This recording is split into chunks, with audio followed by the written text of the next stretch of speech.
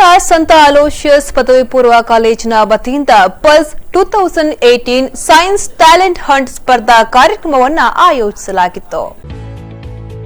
ನಗರದ ಸಂತ ಅಲೋಷಿಯಸ್ ಪದವಿ ಪೂರ್ವ ಕಾಲೇಜಿನ ವತಿಯಿಂದ ಪಲ್ಸ್ 2018 ಸೈನ್ಸ್ ಟ್ಯಾಲೆಂಟ್ ಹಂಟ್ ಸ್ಪರ್ಧಾ ಕಾರ್ಯಕ್ರಮಕ್ಕೆ ಚಾಲನೆ ದೊರಕಿತ್ತು. ಇನ್ನು ಲಯೋಲಾ ಸಭಾಂಗಣದಲ್ಲಿ ಆಯೋಜಿಸಿದ ಕಾರ್ಯಕ್ರಮವನ್ನು ಸಂತ ಅಲೋಷಿಯಸ್ ಕಾಲೇಜಿನ principal reverend father Melvin Mendonsa SJ ಅವರು ಉದ್ಘಾಟಿಸಿದರು.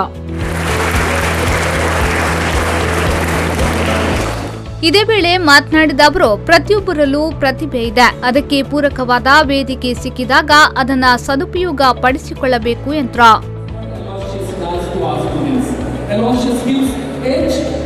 To our students over other students because they become they good at communication, they become confident, they develop their talents, and that is what I wish each one of you.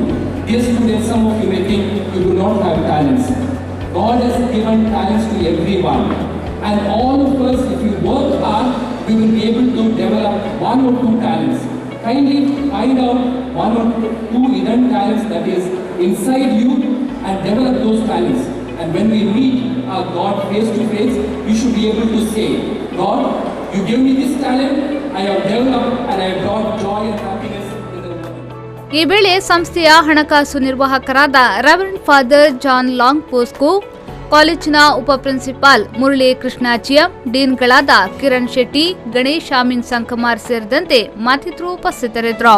ಇನ್ನು ವಿದ್ಯಾರ್ಥಿಗಳಿಂದ science talent Hunt ಸ್ಪರ್ಧಾ ಕಾರ್ಯಕ್ರಮ ನಡೆಯಿತು.